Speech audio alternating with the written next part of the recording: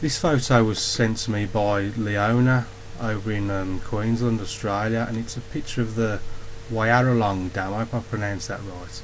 And I'm going to have a go at producing a watercolour, just a simple watercolour painting from it. So before I start the painting, I'll just do a quick tour of the colours. I got ultramarine, lemon yellow, Payne's grey, alizarin crimson, raw sienna, burnt umber and light red. I've got the large Ron Ranson hake. Also use the number 3 rigger and a 3/4 inch flat.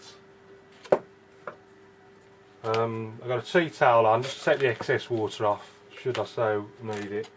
See, often I use one of these collapsible water jars. And if you look how much water comes off, it's difficult when you first start. I used to have a terrible time trying to control the amount of water on the hake.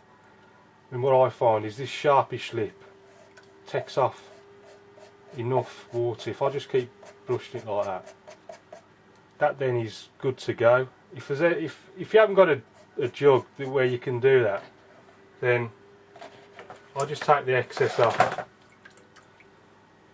Take off what you can and then just take the rest off on the tea towel. That's the easiest way I find to do it. And if you end up with, if you've got this sort of thing going on,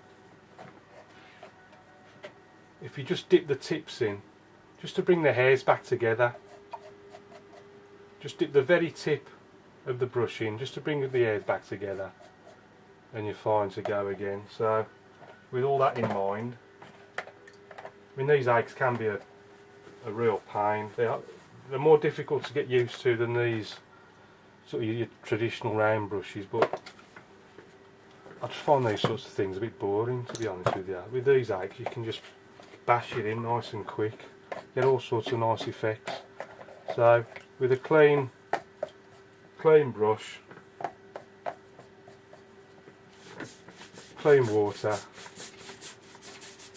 just cover the paper. It's 15 by 11 Fabriano Watercolour Paper, weighing 130 pounds.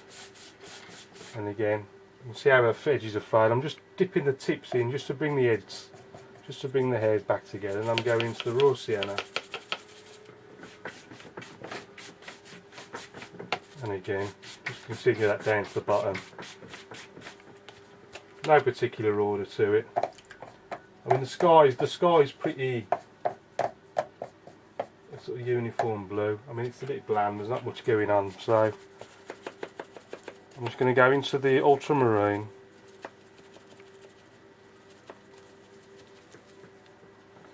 and then I'll come in from this side and just leaving plenty of the raw sienna underneath. Just breaks it up a bit, makes it a bit more interesting. And then coming right down, because this water at the bottom, I want to reflect the blue of the sky, so it's easier to do it right at the start. And you can see we've got a nice lighter area, darker area. Now I'm going to go back into the same two colours, raw sienna, ultramarine, and put in the most distant landmass, which is always the same colour as the sky. Generally either a third or 2/3. Never put it slap bang in the middle of your horizon line, so I'm going to come say a third, I think, and then just put in the most distant bit of land that I can see in the photograph. There's not a lot of it, but what there is I want to keep very light, same colour as the sky. Just helps create that sense of distance. Be careful with this thing, you don't want it. You see that? Just very, very light touch, just to take the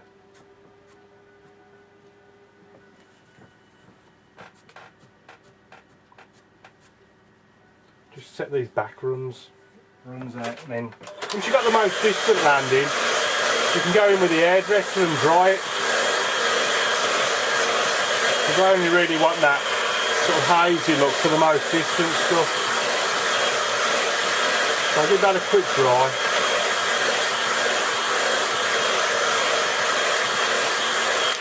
So once it's fairly dry, if you look from the side of it, you can see the sheen where it's still wet. Once that's dry, the colours are going to stop running. So I know now that paint's going to stop running down the page now, so I can rest easy. The paper's stretched, so all I've got to do is just refix it over on the right hand side of those clips. I've got a nice flat surface to work with again, so I'm constantly looking at the photograph. I've got it on my computer screen. So I'm sticking with the same colours, but whereas I sort of went more sort of blue to push it back, now I'm going to put in a bit more raw sienna. Maybe even introduce a bit of lemon yellow into it, just to give it that sort of greeny flavour. And then again, distant lands, so I'm sort of maybe a bit more raw sienna, and that's coming sort of right down.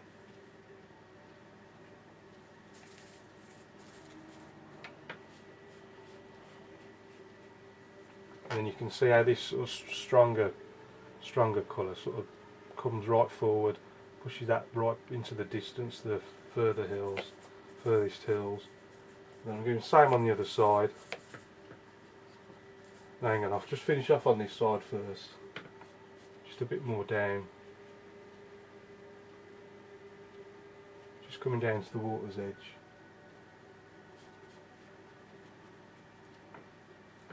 Right, so that's enough for that side. I'm just going to move over to the other side now. Using the same colours. Ultramarine, lemon yellow, raw sienna. And then just picking the starting point. That's somewhere up there.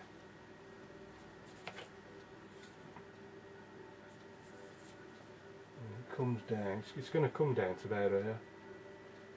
So I just want to sort of map that out in my head before I go any further. And I'm just trying to mix just trying to vary the colours rather than just come down in one sweep where they're all the same colour. Just vary the colours, it comes down. And then towards the bottom I can see a bit more green. So a bit more ultramarine and lemon yellow.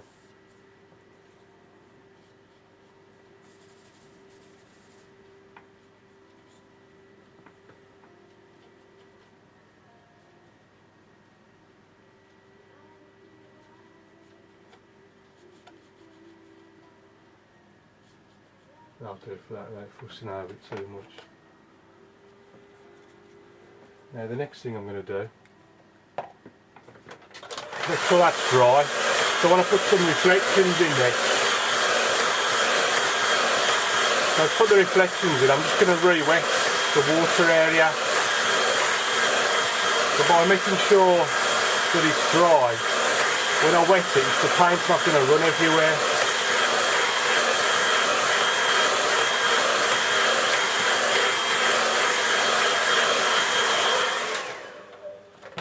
I'm happy that that's dry now, but because this area is now dry, if that was wet, when I did that,